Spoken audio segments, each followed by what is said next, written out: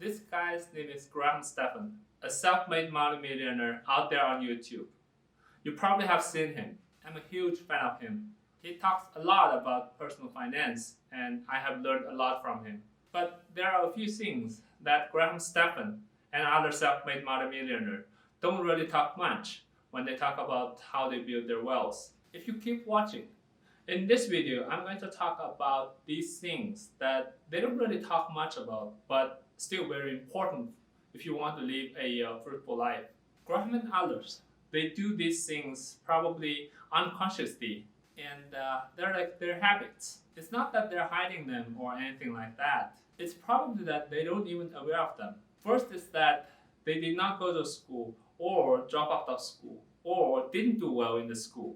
It's a strange point where I'm almost saying school is bad, but that's not exactly what I'm saying. What I'm saying is that school usually teaches you theories and basic formulas and how to do homework and how to do exams. But these things are quite far away from what's needed in practice. It's not that school makes you dumb.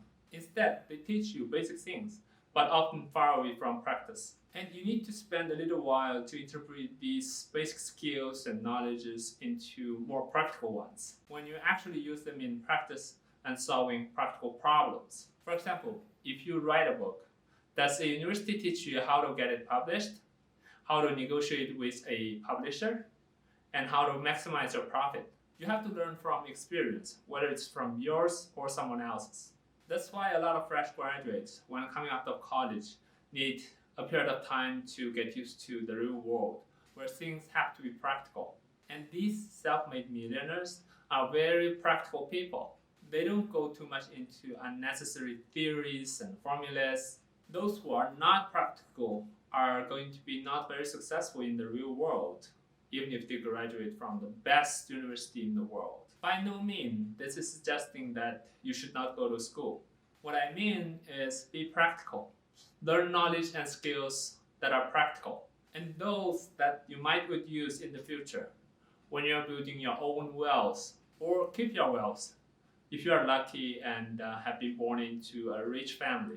Keeping your wealth is another very interesting topic to talk about. And Rockefeller family has been very successful in this arena. We'll talk about that in a future video. If you are interested, please subscribe to my channel and turn on that notification bell. That way you won't miss it. Also smash that like button and turn it into blue.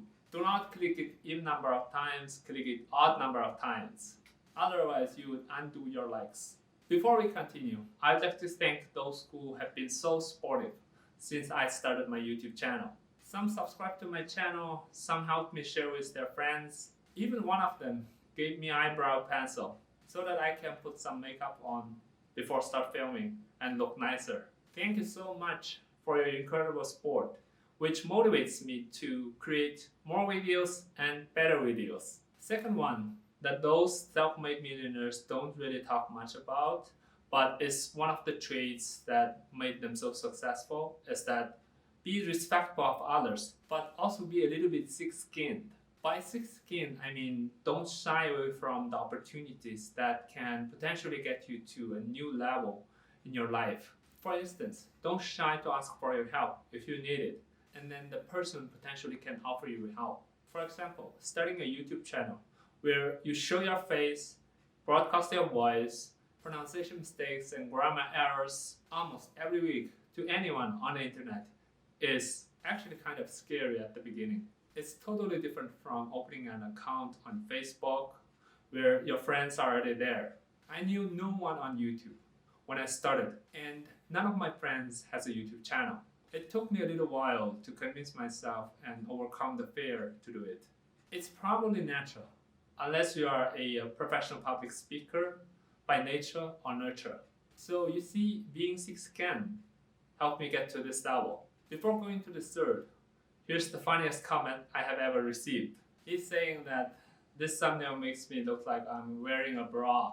This is definitely the funniest comment I have ever received. Come on, I never wear a bra and never will. I need to edit this thumbnail. Or perhaps just leave it like that. Anyway, third is that they work like hell, but constantly take care of their soul.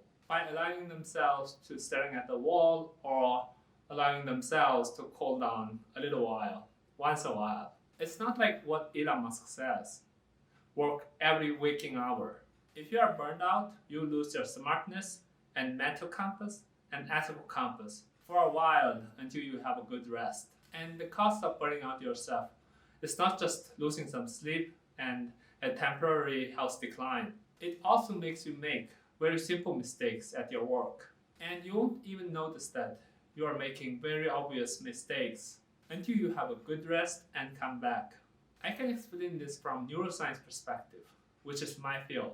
By the way, I got a PhD in neuroscience. Your brain, and anyone's brain, is a biological and chemical machine that needs rest to refuel the chemicals called neurotransmitters, which allow your neurons in your brain to communicate with each other effectively and efficiently.